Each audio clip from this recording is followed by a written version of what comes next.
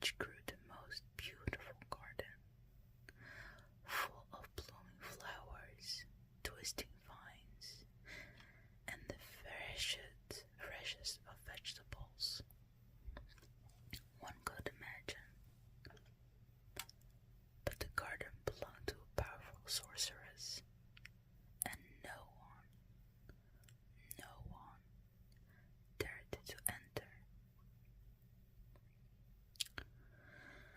One day, as the wife gazed longingly through the small window of their cottage,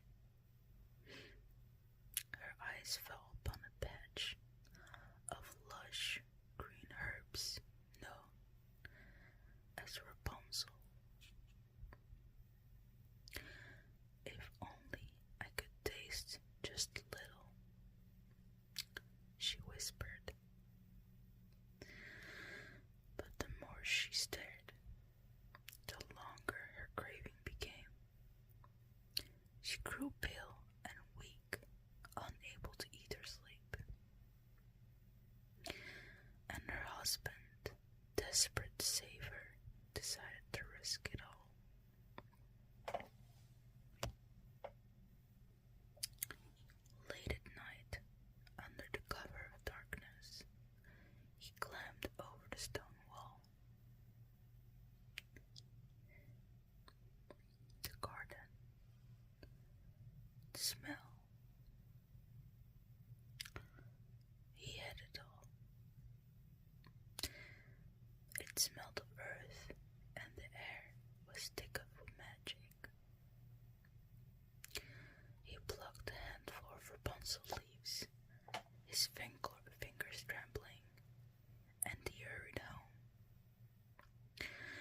His wife ate the stolen greens, and for a moment all was well. But the next night, as he reached for more, a cold voice cut through the silence. Thief.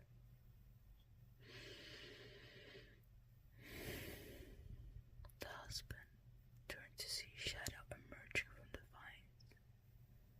The sorceress, with eyes like burning embers, loomed before him. You dare to steal from me, she whispered. Terrified, the man fell to his knees. Please, he begged. My wife, she's with a child.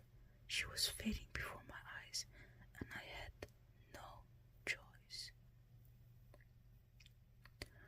The sorceress smiled, her lips curling in amusement. Very well, you may take as much as you wish. But in return, you must give me the child. The man, overcame with sorrow, had no choice but to agree. And so, when the baby was born, a girl with golden hair fine as silk, the sorceress appeared to claim her. She named the child Rapunzel and took her far away to a hidden tower deep in the forest. The tower had no doors, only a single window at the very top. And so, as Rapunzel grew, the only way in or out was climbing by her long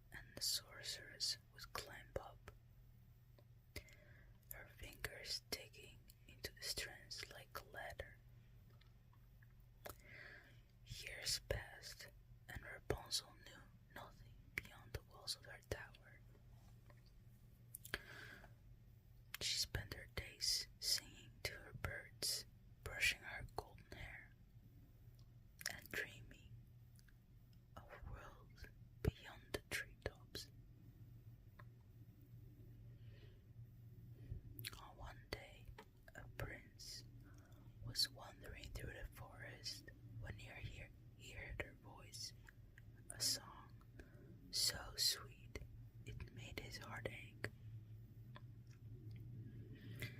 He followed the sound until he reached the hidden tower. From the tower, you saw shadows. You watched as the sorceress called out, "Rapunzel, Rapunzel, let your hair down." Curious, the prince waited until the nightfall. When the moon cast silver light upon the trees, he stepped forward and, mimicking the sorcerer's voice, he called out softly, "Rapunzel, Rapunzel, let your hair down." She did as she was told. Lowering her golden braid, the prince climbed swiftly, his heart racing with excitement. And when he reached the top, he found himself face to face with the most beautiful girl he had ever seen. "Who are you?" she whispered. "I am a friend," he said kindly. "I heard your voice and had to see for myself who sings with such beauty." For the first time in her life, Rapunzel was not alone. She and the prince spoke for hours, their laughter filling the tower like sunlight breaking through the clouds. Night after night she returned, bringing stories of the outside world, of castles and rivers, of bustling markets and open fields. And slowly, Rapunzel's heart began to ache for freedom.